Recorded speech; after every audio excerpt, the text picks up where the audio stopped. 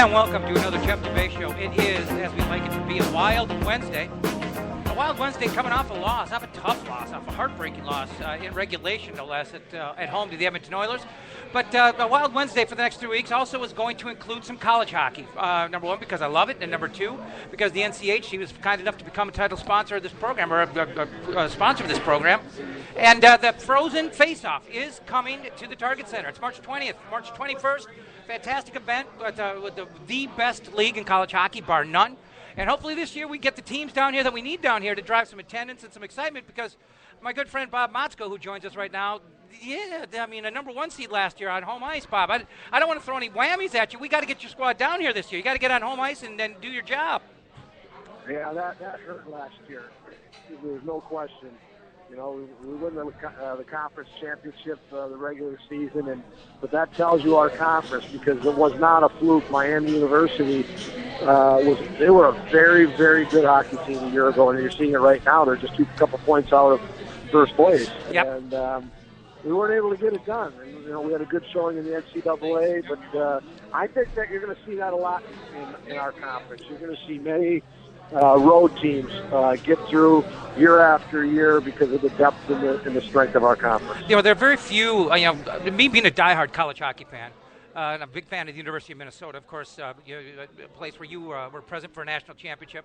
It's very difficult for me to like or pull for other college hockey teams. I mean, I've got the natural, inborn hatred for North Dakota and Wisconsin and such, but I'm going to tell you right now, in case you didn't know, and I'm sure you do know, St. Cloud is one of those schools I can pull for. And you're one of the guys I pull for. Don's got such an affinity for UMilly out in New Hampshire. He's a guy I can pull for because he's never gotten his. Now, if I'm going to go out on a limb and pull for somebody who's not wearing maroon and gold all the time, you got to come through for me, because I really do want to see your squad do something in the postseason, Bob. Because I mean, you've got that kind of talent year in, year out. I mean, you're right on the brink of being a national elite program. I'm sure you feel that, and it's just a matter of making a big dent on the national scene. Yeah, well, we feel we have taken some great strides in doing that.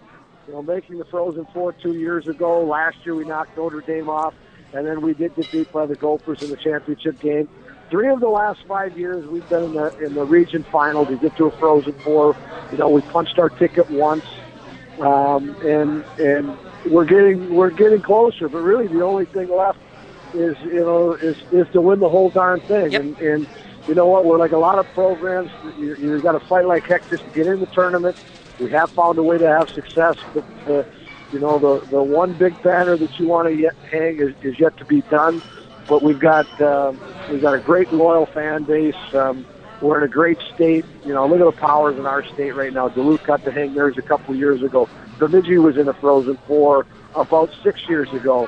The Gophers have been in a couple recently. So in our state, we've had 4 of our 5 Division I teams be in the Frozen Four. It's a great state for college hockey right now, and there is room for you don't have to just be on one bandwagon in this state. You can be on a pile of bandwagons. That's true. Tony? Coach Motzko, this is Tony Dean. I write for Hockey Buzz. I wanted to talk to you about some of your freshman players. I think you've gotten significant contributions from Patrick Russell. Another kid is Blake Winicki. We all know about the Brodzinski. We know Bennick.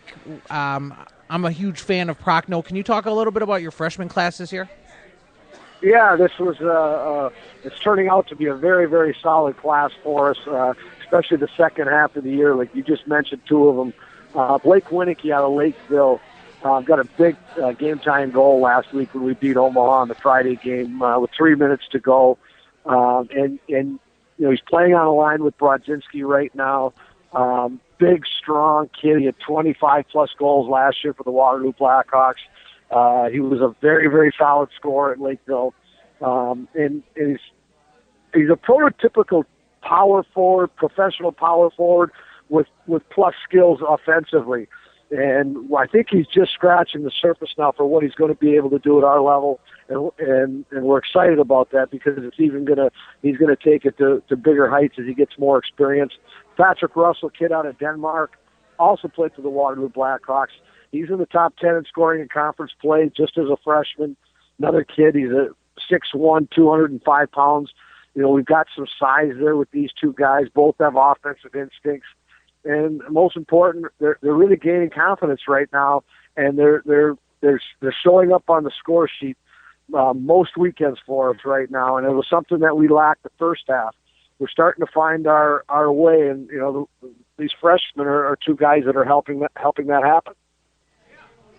Coach, I think when we lost the WCHA, I think a lot of fans believed that we were going to miss out on hockey, and it would be a tough thing for the teams to lose the Gophers. But I think really what we've seen with Miami of Ohio specifically and Omaha is it's created this great opportunity for these schools to stand alone and have just a competitive league.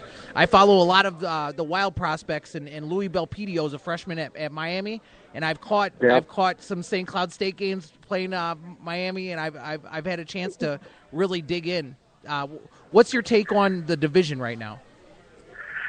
Well, it's like all of college hockey, there seems to be some parity that's really rising up all over the country. It's not a fluke anymore. Bemidji makes it to a Frozen Four. Lowell makes it to a Frozen Four. Quinnipiac, St. Cloud State. These are good hockey programs now. And, there has been this division now the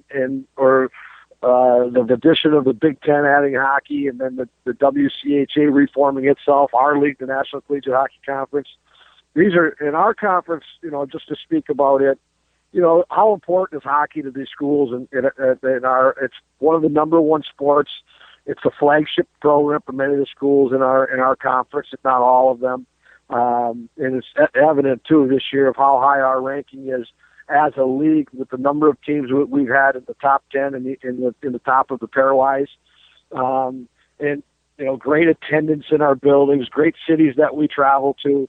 It's a great league, and though we're only in our second year. And I think it's great for fans and it's great for players. It's not so great for coaches, I can tell you that. There's no night that you could circle any night on your calendar and go, boy, there's going to be a night that, maybe, we're going to have a huge advantage. It is an absolute dogfight every night. Every point you get is just so important. Evidence of the standings right now, the top 6 teams in our conference are 10 points separate 6 teams, and then inside that pot, it's just 3 or 4 points separate the rest of the 4 or 5 teams in that pot. That's one weekend things can change. And it was the exact same thing you saw last year, and you look forward to next year and the year after, it's going to be the exact same situation. We're just going to beat the snot out of each other all year long, and it's going to be really a season of survival, staying healthy, keeping your program positive. Miami proved that last year, and it was really a downer year for them, but all of a sudden at the end, they rose up, and I think that'll be a norm, and I think we're going to see that play out time and time again. It's about staying healthy and staying positive with your crew, and it doesn't matter where you finish. I kind of like it for the NHL. It's just the fight is just get in the playoffs, and once you get in the playoffs, it's not surprising if you see a 116 knockoff or a 1-8 in each of the brackets, an upset. They call it an upset, but it's not anymore. It's got to be healthy and strong and positive at the right time of the year. Hey, Coach Scott Schweitz. Since the end of January, you guys have been on a good run. You took both from CC and at pretty dominant wins. You split with UMD, and then you won both at Nebraska Omaha. You're coming up to a big weekend with 2 away at UND. Can you talk a little bit about the strategy of what going into those games and how your squad matches up against the number 2 ranked North Dakota? Yeah, I have strategy. I'm not sure I can say strategy. It's about survival right now. Every weekend, and we have now the second half. We dug ourselves a hole the first half, but our guys have stayed. They've stayed the course. They've stayed positive. We now are back in. We're relevant again. We're back in the hunt. And if you're going to ask me to hunt for what, I don't know if I can answer that. But we're in the hunt. We're back in the shot maybe for home ice right now. We're back in relevant for the NCAA tournament. And we've got a very difficult schedule, but we had to have that. That was the only way we were going to get back in it is we had to be playing the top teams. And so we had Duluth 2 weeks ago, and we get a big win up at Duluth, and we were able to take 2 out of Nebraska, Omaha. Both were in the top 5 in the country. Now we take the number 2 team in the country. It's just survival. We've got to find a way, and you want to have your best game on Friday to give yourself that opportunity to get to Saturday. You don't want to be living to just for survival on Saturday. And Nebraska or North Dakota's going to be saying the exact same thing. And they're going for the conference championship every win, and you want to get that first one, which is so important to maybe have that super weekend. But our concentration right now is just Friday and making sure we're at our best. We're all now at probably very short practices. Your systems are in, our lines are set, our guys are comfortable, and you want to be fresh and ready to go with your best effort on Friday night. You can't find a hotel room anywhere in Grand Forks, I've been told.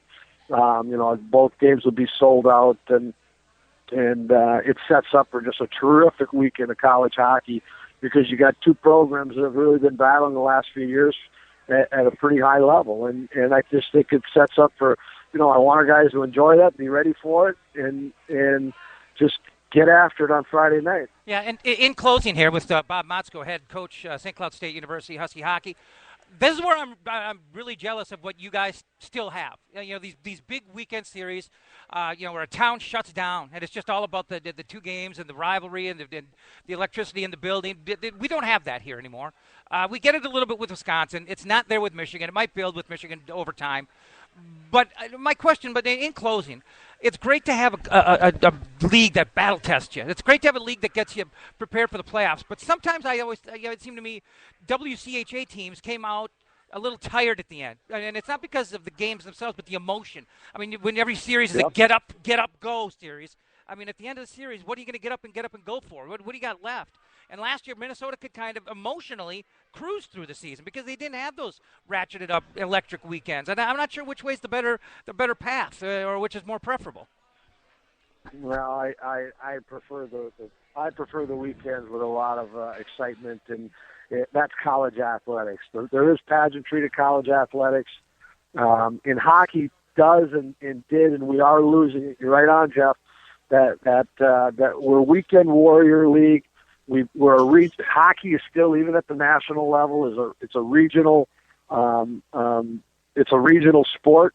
Even in the National Hockey League from the northern states. I know we're trying to branch off and really grow it more in the South, but yet the fact that we can have our fans travel and fill hotels and fill the bars and the restaurants for a weekend of great hockey. We were just in Duluth 2 weeks ago, and it was great atmosphere. You couldn't walk on the streets Saturday during the day and not see people from St. Cloud and our fans and just college hockey fans. And I would hate to lose that, and we're very fortunate that we still get that.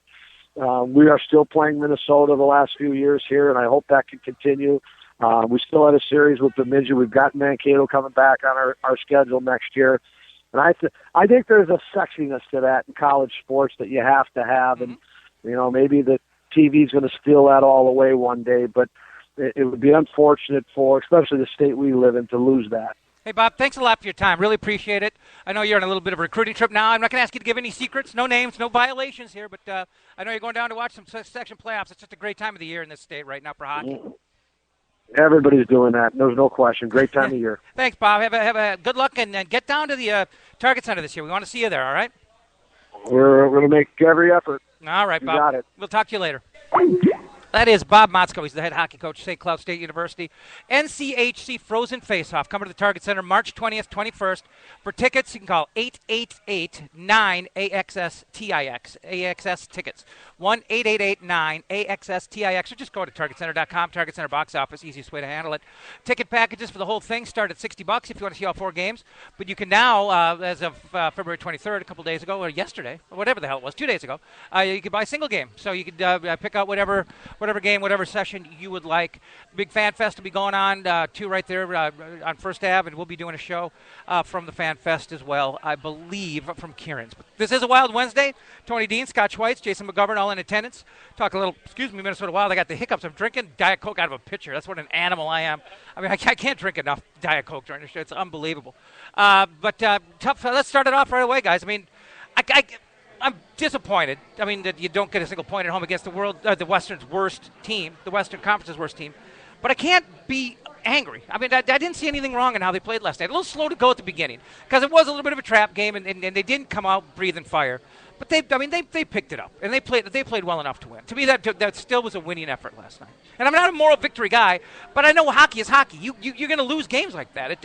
It sucks, and you need points, and you're at home against a team you have to have. But God, I don't think they laid an egg. I know you're pissed, Tony, but I don't think they laid an egg. And I find myself being a little bit calm about it. That Edmonton Oilers team got booed off of their own ice the last time these two teams faced each other. They definitely got up. You get scored on by a guy that's considered a bust. He was the fourth overall pick. He washed out here. You have Scrivens against Dubnyk. Scrivens goes out there. He steals a game. And literally, I think it was Matheson, the journalist for Edmonton, he said Scrivens hasn't stolen a game last year until last night, or this year until last night. They look past that team, but they still, they generated a ton of shots. They got a game stolen on them. They're looking past it. They made a trade. I don't know. I don't want to dwell on the loss, and I don't want to be a negative guy. I'm very appreciative that they're back in it. If you look at the climate of what's going on right now, I think that they have a great chance to make the playoffs, and I don't think we could say that like a week ago, 2 weeks ago. So, a 2-1 loss to the Oilers isn't the end of the world.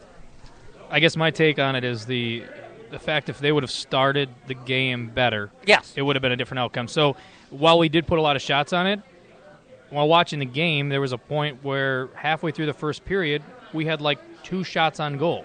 So you start out and set the tempo like that, you just allow a team like that to have confidence that that they can play with you, and you're not a equally matched team from top to bottom, not with your scoring, not with your D, not with your goalies. Anything.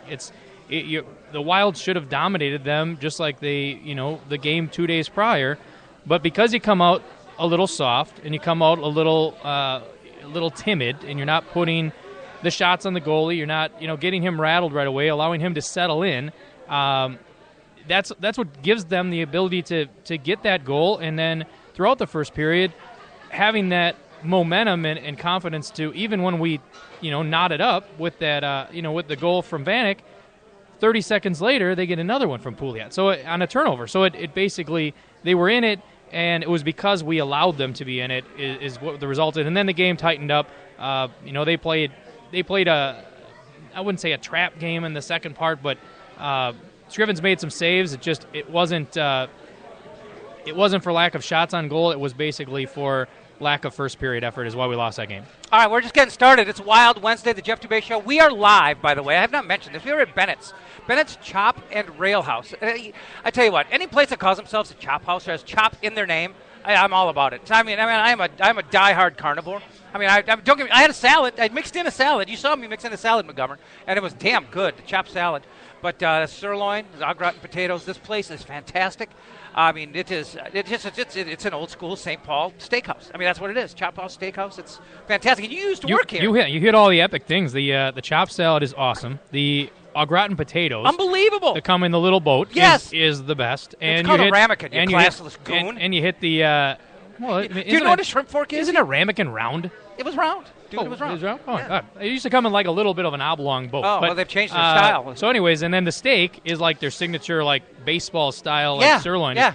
Just, great food all around, and phenomenal. Good people. Yeah, I did. Caramelized onions. When I first moved to St. Paul, I liked bartending so much in college that I connected with Joe, and I'm like, hey, if you ever need a bartender, let me know. And I came down here, and it was a little side job for me. You sure as hell weren't the bouncer. I can tell you that. What are you, 5'8"? 5'9". Okay, sorry. Watch it. Aggressive. But that's why I like Spurgeon. He likes the little D. He's this little D. I'm like, that's his thing. Little spark plugs, I guess. You got to watch out. Jason Godbout. He modeled himself after Jason Godbout. Number 17. All right, we're going to take a quick break. Right back.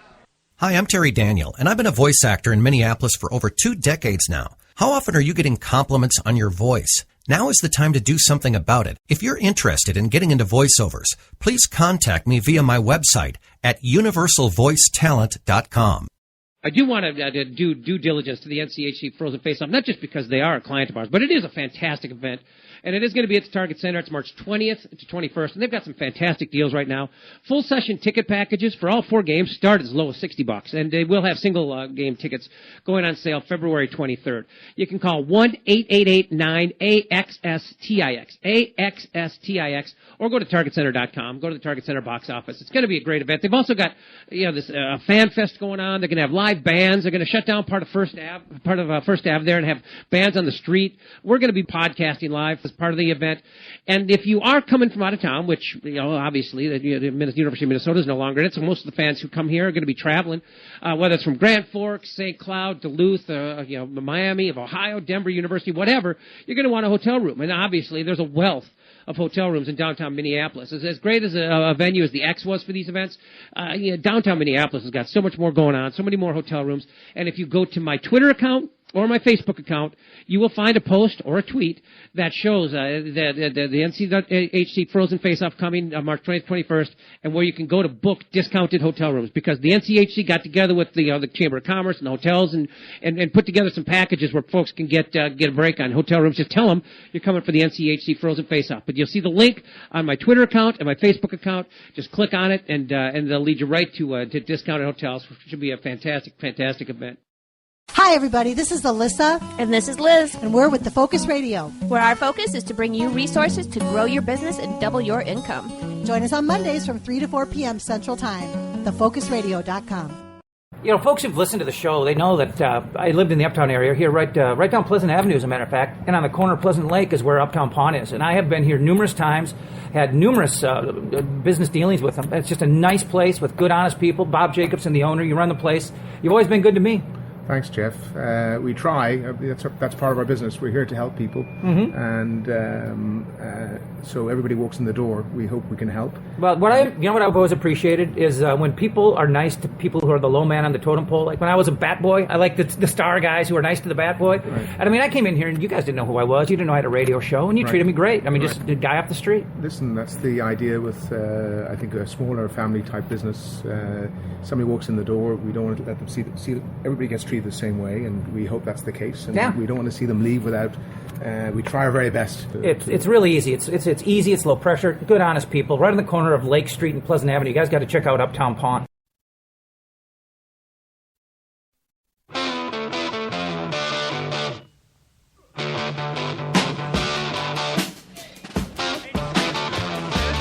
Welcome to the United Wild Wednesday. We're back. Bennett's Chop and Rail House. What's that? What's Rail House referred to? Like the rail drinks? Or what does rail refer to? Rail House. That's what that means? I mean, it's not like a railroad kind of joint, right? I mean, you used to work here. Oh, that's right. You're sharing a mic. It's sharing a mic over there. Hey, give up the mic, Dean. Chop is the meat, and then the rail is you go to the bar rail. Okay, that's what I figured. So you eat the meat, you get the drink. And you got it all. I think probably back in the day, like a chop and rail is probably be like you get your meat, and you probably are like drinking whiskey or something. I mean, that was probably like back in the days of setup bars. Do they still do setup bars? You know what a setup bar is? No. You bring your booze. All they do is they serve. They do that. They do it in Chicago. They serve the they'll serve you like the pop or whatever glass. Chicago. Yeah. And they do almost like a cork fee. I'm amazed because Chicago has a limited amount of liquor licenses they give out. Yeah. So if they don't get one, you could literally bring a bottle of Captain in. Yeah. And they'll just charge you for your pop. Yeah, that's and setup then bar. You just pour your own booze, and I'm like, that's crazy to me. You're familiar with the concept. You just didn't know the name. Yeah. Now I do. Yeah. So knowing's half the battle. The Wild. Let's go back a couple games. As a matter of fact, there's a couple guys on the blue line that have really started to show. I mean, really started to show. I mean, you got to start with Dumba. I mean, this guy is. I mean, we know he's a big time talent. He's a first-round draft pick, but he in the last couple of weeks, he kind of looks like Tony Dean a little bit, by the way. They do kind of resemble each other a little bit, but in the last couple of weeks, he has shown off. To steal from John Butchergross, he's shown off a twisted wrister. I mean, he rips that. I mean, he's beating goaltenders high glove side with clean shots. If you're beating goaltenders with clean, unscreened shots, high glove side, there's something on that shot. And he's done it twice in the last week, and he's getting serious power play time. I mean, he's really starting to show. I think a lot of what Dumba needs is he needs the confidence of the coach. He needs the ability to play in different situations. when he's playing his best hockey, it's firehouse. He'll go end to end. He'll carry the puck. His skating, his aggressiveness really pushes the envelope, and it showed. So he got sent from Minnesota after he had crossed the entry-level contract threshold of games back to Portland, and he was a point-a-game player there. He played there alongside a Pouliot kid who's like a top prospect for the Penguins, and he outshined him on the defensive end. I think this season we saw him getting 8 minutes on the third line, not getting any special teams, looking to not make any sort of bad play in the defensive zone. That's not where this kid's going to shine. So, it's unfortunate that Jaron Spurgeon takes a puck to the head, has concussion symptoms, but it gives you an opportunity to see what Dumba can do, especially down the stretch run when every one of these games matter. And I think that he's been dynamic, and that's why everybody falls in love with him as a prospect. Yeah, Scott, this is a high-ceiling guy. I mean, he's a rookie, and he's been a bottom two defenseman when he's been up. He hasn't even been up the whole time. But you can see he's a high-ceiling guy. Absolutely, and I think the biggest thing is, you hit the nail on the head with the confidence, and, I mean, you have to give the kid the fact that – support him with the confidence that you play your game. I mean, don't put yourself in a box. Don't play the game that, we want you to play and, with limited minutes. I mean, really take the handcuffs off the kid and let him do what he does. Because when he got sent down – I mean, you said back to Portland, but when he got sent down to Iowa earlier this year – He took off and was playing quite well. I mean, he was contributing. Yeah, made the All-Star game. He contributed.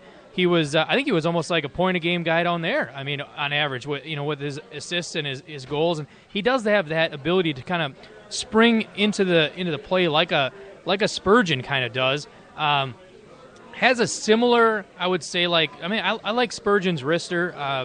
And Dumba has shown he has it. Dumba also can unload the shot too. Similar to that of a Scandella kind of a bit, and he does have getting into the play where he can create the offense because he can break out, not like a Suter where he's quarterbacking, but he's actually driving the play like how a Scandella is. So those defensemen that can have those offensive attributes just really encourage and contribute to not only the scoring while in the offensive zone, but getting to the offensive zone in a nice breakout. So letting him do his thing, and we saw when he was coming up, it was the offensive attributes, but also he had the big hip check. Like he can kind of throw that big body around, and he kind of he's a smaller, like lower center of gravity guy, so he can kind of throw that when he can. I think he just has to get the confidence with his game to play in the NHL, and you're right. You'll only see in years to come him getting better and better and better. Well, the guys, the best hitters, the guys on the blue line who can really get it done in open ice, are not necessarily big. They're the best skaters. I mean, you want to know who can lay somebody out in open ice and make a good clean hit. It's the guys who can move their feet. It's the guy that can get to the spot. Yeah. And then deliver with the low center of gravity. One of the things I love about Dumba is he's infectious. I mean, he's a young kid. He hasn't proven anything. But he is infectious. One of my favorite moments last night was when he comes across and cleans the guy's clock right at the entry of the blue line, and then it sparks this thing. And it sparks a scrum, and it's not wild players getting punched by other teams and not responding because they're smart. It's Dumba in the mix. I think he punched a Sedin in the back of the head in that Vancouver game that they lost, and I love that this kid wants to mix it up, that he brings that attitude. We saw a little bit out of it with Christian Folin, and my only worry is. With the trade deadline coming up here Monday and them looking to add that left defensive pair for the third pair, I just hope that we don't lose Dumba and Folin to a veteran rotation of Prosser and the guy that they require. Hey, we're going to squeeze in our last break and then come back and do the final 30 straight up without any more pauses. This is the Jeff Dubay Show. It's Wild Wednesday. We're at Bennett's. Bennett. The Rusty Gatenby Review is the entertaining show about entertainment from movies, music, and more. Award-winning TV guy Rusty Gatenby and his review is the podcast with the biggest cast in entertainment, part of the Alive and Social Network. You can get that Minnesota connection to Hollywood and beyond any time of the day or night simply by clicking on the RustyGatenbyReview.com. That's the RustyGatenbyReview.com, part of the Alive and Social Network.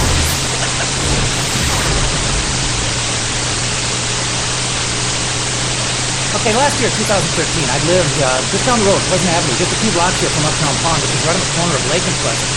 And, there were a couple of times, you just try to get to that next payday, maybe a couple bucks short.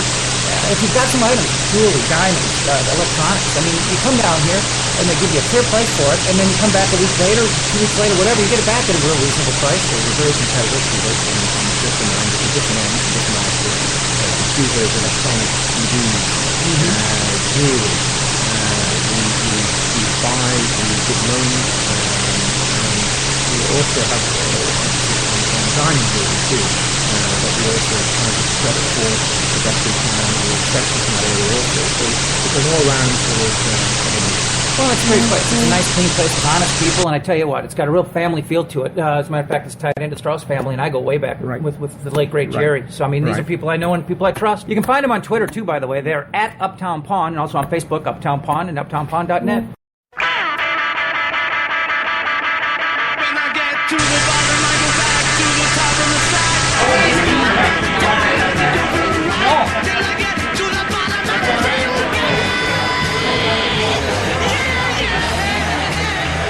All right, we're back.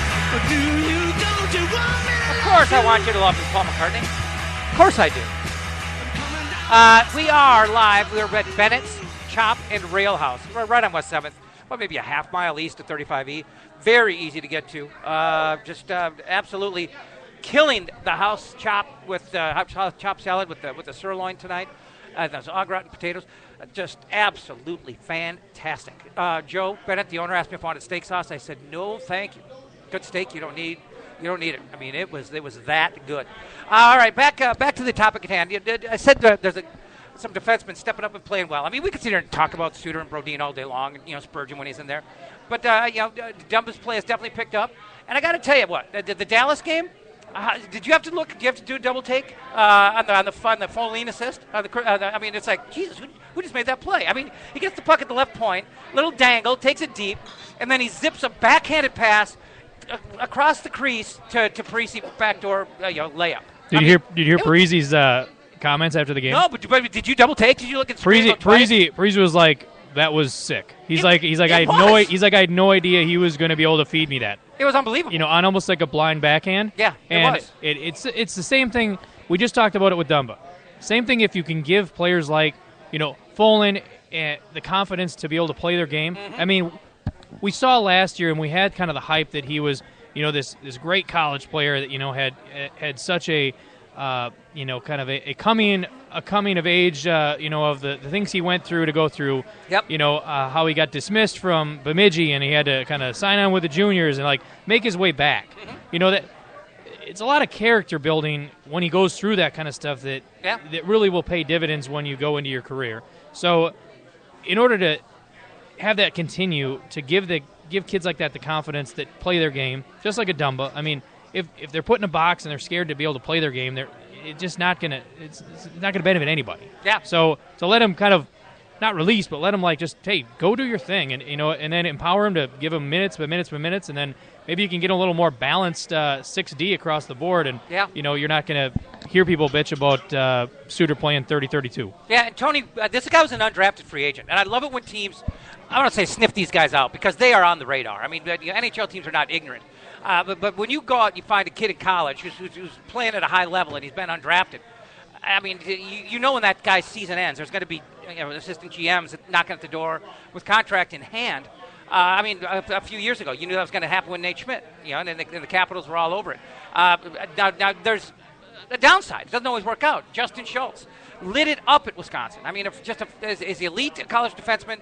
I mean, not. I mean, we've seen some really, really good college defensemen in Minnesota and Wisconsin. I mean, they're both kind of defenseman factories. But Schultz took a backseat to no one, at least offensively. Big goal scorer, ran a power play. There was the kind of kid who was, he wasn't undrafted, but he became a free agent by not signing with Pittsburgh. The same way Blake Wheeler did it with whoever the hell had drafted him. You can go back in and become a free agent. But once a kid's in college and he's a free agent, I mean, the Folene type. I mean, you got to sniff these guys out. I mean, that's a free draft pick.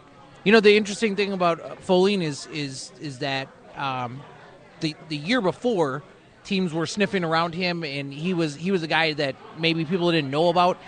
When his UMass Lowell season ended last year, he was widely regarded as the number one college free agent. Chuck Fletcher and his scouting staff had laid groundwork that if Folene wanted to come turn pro, that they would let him for 2 games, which burns a year of his entry level, and then it gives him an opportunity to compete for a roster spot this year. Folene is his mix of size and skill, and then being 23 years old, gave him a better shot to make this roster, and he made it out of training camp this year. Him being a right shot is a little unfortunate because they're looking for somebody to be able to play the left side. I think that's why Prosser's got the run that he has this year, just because he's been able to, fill in that role that was vacated with Ballard's injury and in general. But I think going forward, we're seeing that this kid is skilled. He can hit. He can fight. He can make that long lead pass that Suter's very good at. And that backhand to Parise at the end of that game, just unbelievable. Yeah, I mean, it really was. I mean, he just lasered a backhand through the slot. I mean, right through the crease to the far side. And I didn't expect him to even try to make that kind of play. I mean, that's what Parise's point was, and yours as well as far as confidence. I mean, he's not the kind of guy. This was not in transition. I mean, he's at the point, and he's taking it down to the corner. I mean, he walked around a guy to get there, too. I mean, it's the kind of play that you got to have some stones, to think, okay, it's my time to do this. I don't think he would have done that. Rewind 2-3 months ago. Right. I do not think that when we were in the place that we were at, when we were losing, and people were walking around tiptoeing eggshells, and every little thing is going to go under the microscope because how bad the team is doing. Right. He doesn't make that kind of aggressive type of move, but now, and it's just winning. It's just so contagious of the confidence. I mean, people will do things that maybe are fitting with their skill sets, and they have the confidence to do it. Where before they wouldn't. They'd basically go back and it was so counterproductive that they go into their shell and play a more conservative, protective game. It's like an extension of when you go into your defensive shell when you're up, and nothing good comes of that because you just kind of collapse, and then other teams gain positivity to come back into the game. But same thing, if you're losing, you just aren't doing the things that you're comfortable doing, where you can see now some of the skill sets of our players, which really should give a lot of fans confidence for our future of these younger kids that we have and what they can do. Once they fully are performing to their potential. I mean, it's going to be great if you can keep it going. It's just kind of getting that right balance between them and other veteran players that you need to sprinkle in your locker room just to have that the voice that can keep things. Guys, keeping it along the same theme here, Scandella lately. He had the little oops moment on the blue line yesterday when they were in the attack zone. They were set up, and he went tried to go D to D, just handed it over. But they were back. They didn't turn into anything. Because the guy kind of got it flat-footed. But Scandella has had a couple of moments where he'll go back into his own end. There'll be a dump in. He'll go back and he'll be on it. And he'll look like he's going to take it behind the net, but instead he makes a sharp left and comes out before the net and looks down the ice, and he's zipped a couple of lasers, like to the far blue line. You know what I'm saying? Like, I mean, a team will throw it in, and the D will be on it, and everyone just kind of lets up because they think he's taking it behind the net or around the net. But instead he comes out quick and looks straight up ice, and he has caught, in the last couple of games, he's caught two guys behind the D at the blue line. Vanek was the recipient of one of them, and just lasered passes that led to breakaways. I mean, the kind of stuff that before this year I didn't think Scandella had. And I think a lot of people didn't realize that Scandella, while he's not Brett Burns, he has some Brett Burns to his game. I mean, he's the biggest, the most physical defender back there, but he also has an offensive element. He can skate. He can join the rush. And this year, he's really come into his own confidence-wise. I think the battle for Scandella was never talent. It had to do with confidence, and he had to fight his way onto the roster 2 years ago because he was a Risebrow draft pick. He wasn't a Fletcher guy. And, playing with Spurgeon, they developed a ton of chemistry. I think, in general, this young group has really fed off of each other. You look at Jonas Brodin last night. He had 6 shots on goal. He kept finding a space on the back door like Dumba has, and he fired 3-4 like really, really great like premium chance shots on goal. And you just wonder if Jonas Brodin takes that next step in his development and adds the offense to his game, you could be staring down a top 10 defender in the league and having it not be Suter but having it be Brodin. I mean, This entire group of young defensemen, they have the potential to take the next step and make it so that the blue line in Minnesota for years to come is just super talented. Yeah. Well, I would say the 6, I mean, you hit it on the head with, you have Suter and Brodin as a pair.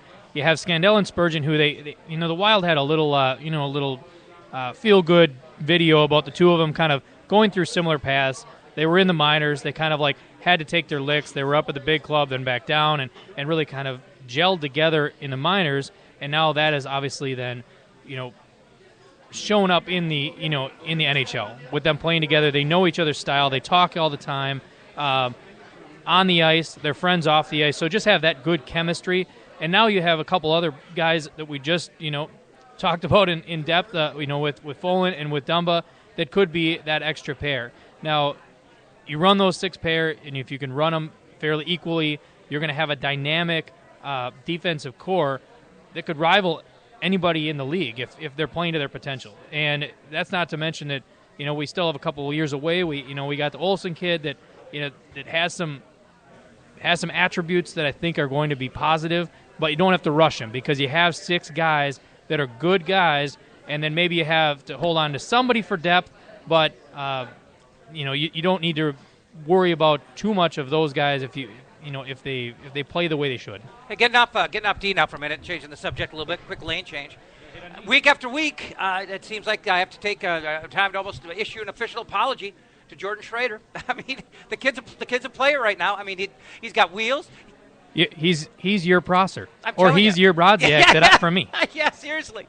I know you scored the game winner the other night. I was going to bring that up with you too. I don't care. He's still dog shit. Yeah, Steve. But when it happened, you have to admit you're like, oh, not again. But anyways, I mean, Schrader. It's never been a question of talent. I was never convinced that he was an NHL guy, even though he's a first-round pick. He's small, and then sometimes you wonder if he was going to go into some of the high-compete areas, at least judging from his college career. But he is offensively giving you a lot of the things that you're missing with Zucker. I mean, he's got that burst.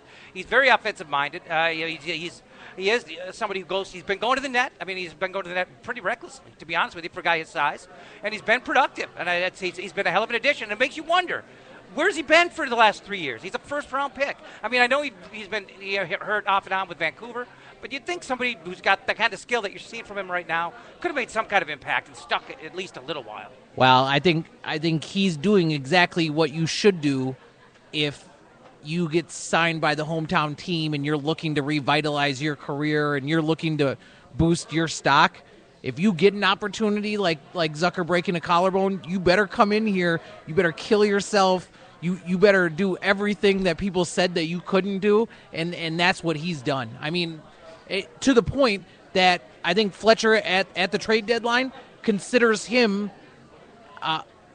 enough of an asset that they added Sean Bergenheim instead of, going all in and trying to get a Vermette or, spending all of these, first-round pick and a prospect and whatever on Andre Sekura or something like that. He's looking to supplement this roster, and that has a lot to do with adding Matt Dumba playing confidently, adding Jordan Schrader, who's playing with speed and just super talented, playing with bigger guys that he's complimenting and they're complimenting him. Jordan Schrader, there was nobody better on the ice for the Wild last night, I don't think, out of the forwards. I mean, he created opportunities. He shot. He almost tied the game a couple different times. He worked his tail off, and that's not how you would describe Jordan Schrader's game at Vancouver, as a prospect there, and I think that's why he was able to sign here on a two-way deal. I mean, he's a former 10th overall draft pick. Yeah, I mean, we're talking about a first rounder, and again, sometimes, I mean, we've entered an age now where the smaller, skilled collegiate player has a future in the NHL. I mean, Gianti did it a long time ago, and it surprised me. San Luis was a trailblazer in that area, but now you got guys like, it happens all the time now. Johnny Gaudreau in Calgary. I mean, these guys were these undersized collegiate players who look great. 20 years ago, they were not making an impact in the NHL. I mean, very rarely. I mean, it was an exception rather than a rule. But in the game today, I mean, you guys saw Gaudreau play at Boston College, I'm sure. I mean, he was electric. I mean, just absolutely. I mean, the fastest guy on the ice, great stick handler, just phenomenal offensive skills. I had to wonder a little bit how well it would translate to the NHL, but I think the games I've seen recently against Calgary, I mean, he's noticeable. I mean, he's not out there filling a roster spot. I mean, this guy's – and here's the tricky thing. Again, if you're an undersized guy, like if you're Jordan Schrader looking to make yourself a career in the NHL, you've got to be a top six forward. I mean, there's no room for you if you cannot be a top six kind of power play guy for the most part. I mean, no, he's not there right now. But you're not going to be, if you're Jordan Schrader, you're not going to make a career in the NHL playing third or fourth line. You know what I mean? You've really got to, basically your roster opportunity is cut in half. You've got to be a top six guy. Well, I'd say you've got to be a second line guy. And I think that's what you found is where he has kind of settled in with the unfortunate injury to Zucker. He's settled in with that, that line with Vanek. And we talked about it in the last show that, his speed and his attributes are a huge benefit to that Koivu and Vanek line. I mean, you're getting things from that line, that you wouldn't have otherwise. And it's tough to say, what happens next year. You go into the crystal ball, and we're getting ahead of ourselves. But what happens, because he did sign for a 1 year deal, and just to see what happens. And do the Wild keep him around as possible, flex guy and see what happens, or does he use this and leverage it to go elsewhere? We have a lot of different pieces that are moving, but the way he's playing right now with him, Zucker coming back, I mean, maybe if he plays well enough, maybe you don't need a Fontaine. I mean, some player like that to have for versatility, but he definitely has shown some promise. So at least gives Fletcher time and maybe makes him take pause, like you talked about with the trade deadline. If he does have attributes that you like, you keep him around beyond this year. There was an interesting quote from Zach Parise, and it was before the season started. He spoke to one of the national hockey journalists, and 4-1 is the difference between shots created on dump-ins and carry-ins. And what I think teams are realizing are guys that can create separation and possess the puck are going to generate more opportunities. They're going to generate better opportunities, and they're going to complement bigger players in a way that benefits a team's offense. So, if you look at where Jordan Schrader was most successful, he's playing with Charlie Coyle and he's playing with Nito Niederreiter, and both of those guys can go into the corners. They can battle. They can cycle the puck, but those guys benefited so much from Jordan Schrader being able to use his speed, use his ability to handle the puck, and then either deal it or get the puck on the net after those guys get into the zone. I mean, the ability to create possession and withstand possession is always going to drive victorious teams. And you look at Patrick Kane just got lost for 12 weeks by Chicago. You look at the Jets; they're making trades around us. So if Fletcher's not going to swing for a home run addition, then Jordan Schrader has to continue to play like he has. You have to get significant scoring potential out of Nino Niederreiter, and I think Nino Niederreiter's play better, but he needs a guy to set the table for him and play with speed. What do you guys think about the trades today? I mean, there was some movement in the league today. Are you up to speed, or shall I apprise you? Yeah, you pull that up. I just have to make a quick correction to myself. Looks like we got Schrader on a no, it is a 1 year deal. I'm sorry, I thought it was a 2 year, but it looks like it is a 1 year. Well, here's let me give you some highlights. Some highlights from today. The Kings they do get Shakira from Carolina, so they get an added defenseman. The Penguins get Winnick from the Leafs. Those are the two big ones. Well, there's a big impactful occurrence right now for the Wild. Vancouver goalie Ryan Miller out 4 to 6 weeks. Ryan Miller's out 4 to 6 weeks. Patrick Kane's lost for 12 weeks. That is correct. So correct. Chicago's supposed to be a big player. The Jets swung another trade. Blake Wheeler went on the IR today, by the way. Blake Wheeler went on the IR, and then they replaced him with Yuri Tolusti from Carolina, who he's a guy that only has 10 goals and like 13 assists, but he's the guy that's going to play in front of the net. He's going to create traffic for Bufflin shot. He's basically the Blake Wheeler fill-in. The Wild added Sean Bergenheim. Sean Bergenheim is basically a high-end replacement for Matt Cook. So the knock on him is that he's never been healthy and he's never really been an NHL goal scorer. Mm-hmm. But if you get a scouting report on him, he's another Finnish player. He's a guy that skates. He creates chaos. Everybody that plays with him benefits from his ability to skate, to forecheck, to create turmoil in front of the goaltender, and I think that he's going to slot in either on the third or the fourth line. But for a 2016 third-round pick, I think that's another Fletcher special where he adds a guy and doesn't give up a ton. Not a lot going on in the league tonight. Kind of a light night on this Wednesday. Only 3 games. Only one that we haven't much interest in. Calgary's at New Jersey, and New Jersey is now one of those teams in the East that's fighting for a spot. So, I mean, that's a game to keep an eye on. Yeah, I mean, and our guy Martin Havlat, healthy scratch his red beard, smoking a cigarette in the press box, doesn't care, has never cared. Honestly, that was the worst contract that Fletcher ever signed, and he dumped him off on San Jose for Heatley, who had 1.5 productive years and was a good clubhouse guy. I give Fletcher a lot of credit for bailing out on Martin Havlat, and New Jersey's feeling it now. Well, the only reason we got him is because we had to put a Band-Aid on the Gabrick departure. I mean, that was the only reason we picked him up, is to put a Band-Aid on the fact that Gabby walked for nothing, and Chicago, he wasn't going back to Chicago. So we were able to pick up Havlat for an all-right salary, and in hopes that he could produce some offense, and it just didn't happen. What's going on with the Blackhawks? I mean, there's a team that's coming dangerously close to being not quite on the playoff bubble, but I mean to the point where it's at least worth talking about.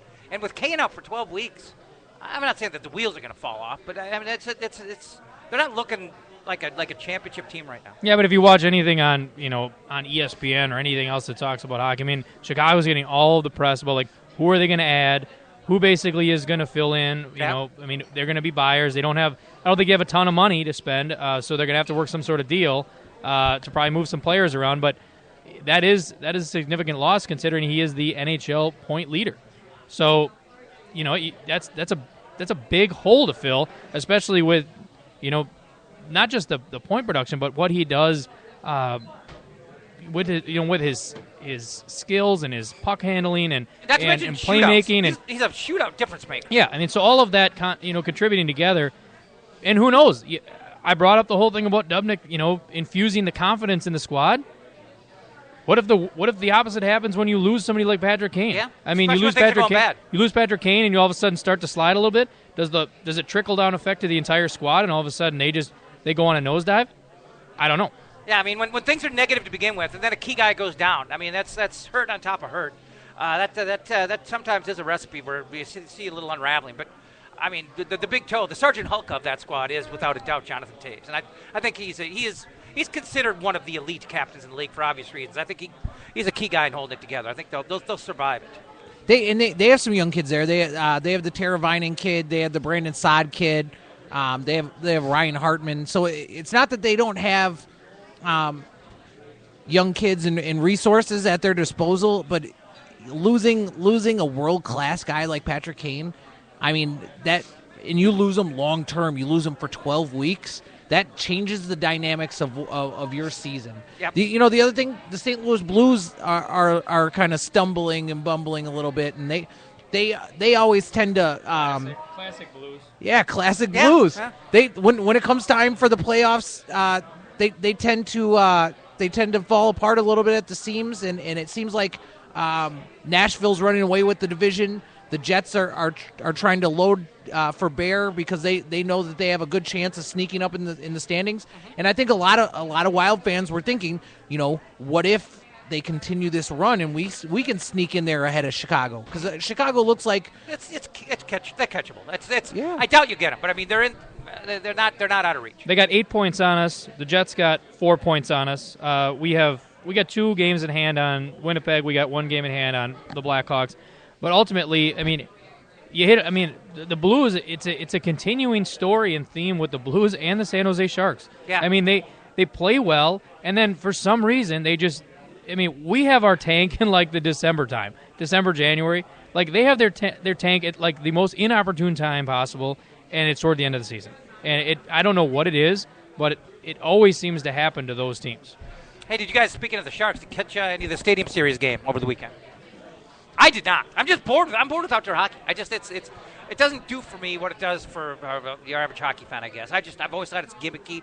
I've always thought it's gotten a little stale. The quality of hockey is typically not good.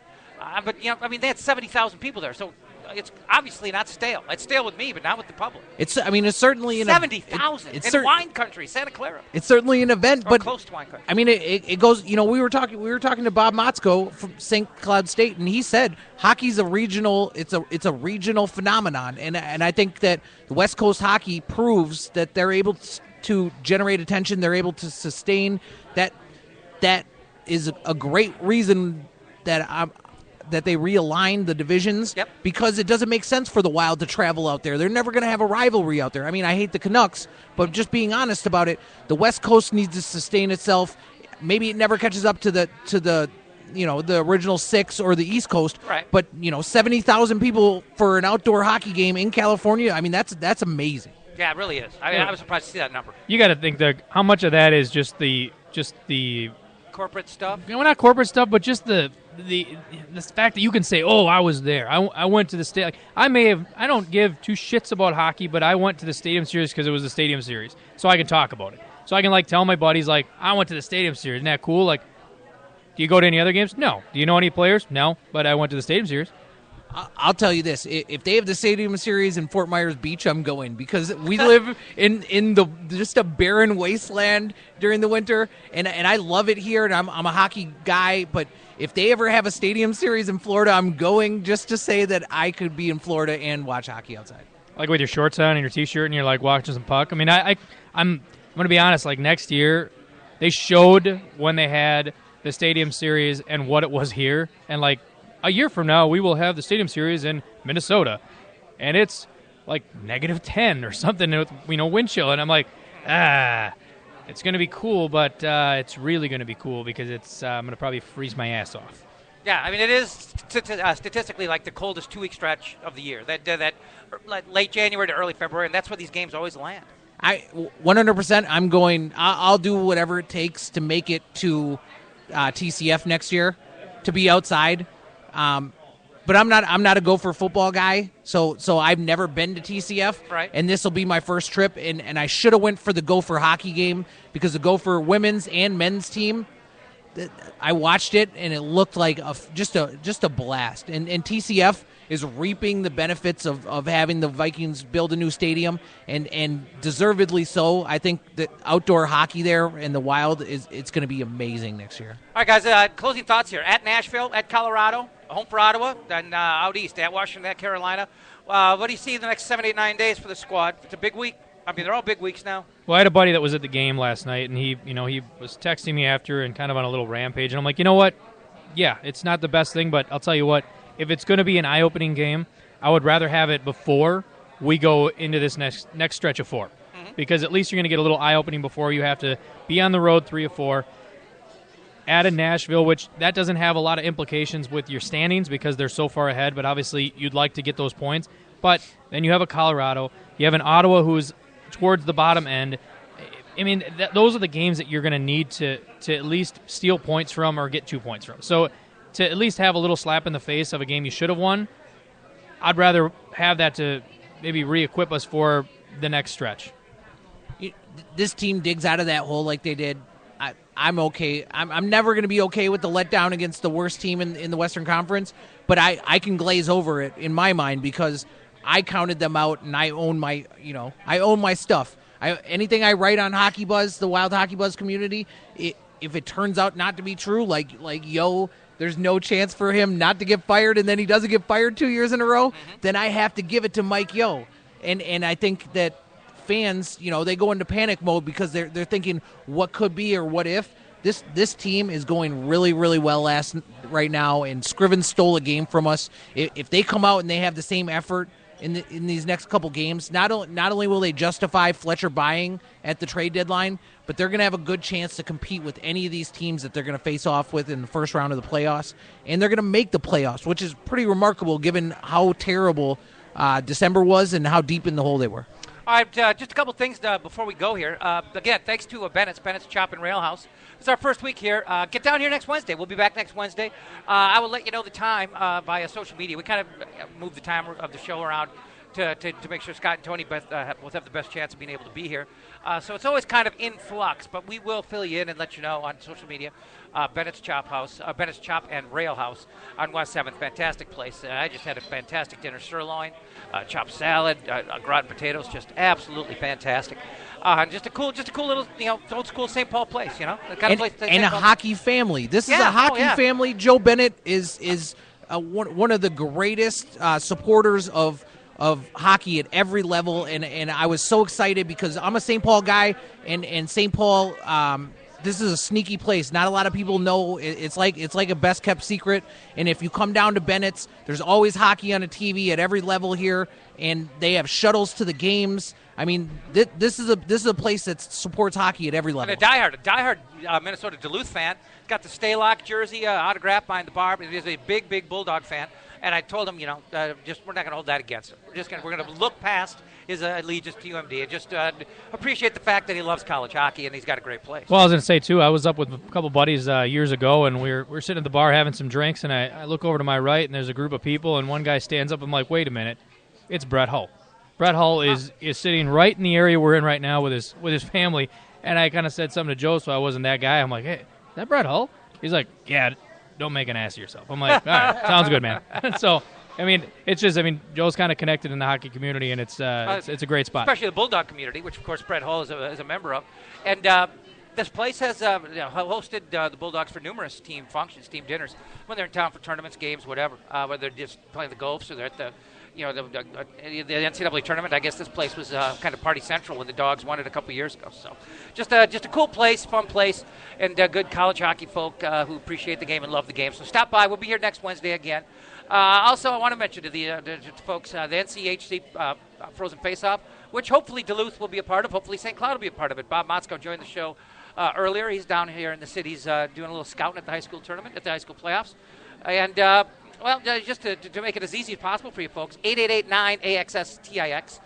888-9-AXS-TIX. That's the number to the Target Center ticket office, or TargetCenter.com, or just show up at the Target Center box office. That's how you get your tickets. And there are a limited number of hotel rooms that are going at a very good rate for folks. The NCHC hooked you up. They went around downtown Minneapolis and got some good rates for folks who are coming in for the tournament. Now, I put a link to that on my Twitter page, my Facebook page. You just go and look for them, just at Jeff Dubay, whatever. And you'll see the links. Just click on them, and you call those hotels. Tell them you're coming in for the NCHC Frozen Face-Off, and you will get a reduced rate on your hotel room. That's going to do it for Wild Wednesday. Thanks to Scott Schweitz, Jason McGovern. Thanks to Tony Dean, guys. We will be right back here next week, and hopefully talking about a couple of wins, at least 2, if not 3. Special shout-out to Shannon Rosenthal from Stick Happens blog. Comes out and sees us. Yep. She's going to be on next week. We're going to squeeze her in. And when one of you guys are sick, maybe she'll fill in. Or not sick, but working or whatever. We're going to share some of her material so people see it. Please come see us. We love to talk hockey with people, and we love to have people come out and see the show. Absolutely. And I apologize, Shannon. We were down a mic, so we couldn't squeeze you in. But show up next week, and we will absolutely make that good. I'll be here. Perfect. Thanks for coming by, and thanks to Scott Schweitz, Tony Dean, Jason McGovern, Alive and Social. Check out all the different shows on the Alive and Social Network at aliveandsocial.com, and we will talk to you next week. If I can find the button, we are done.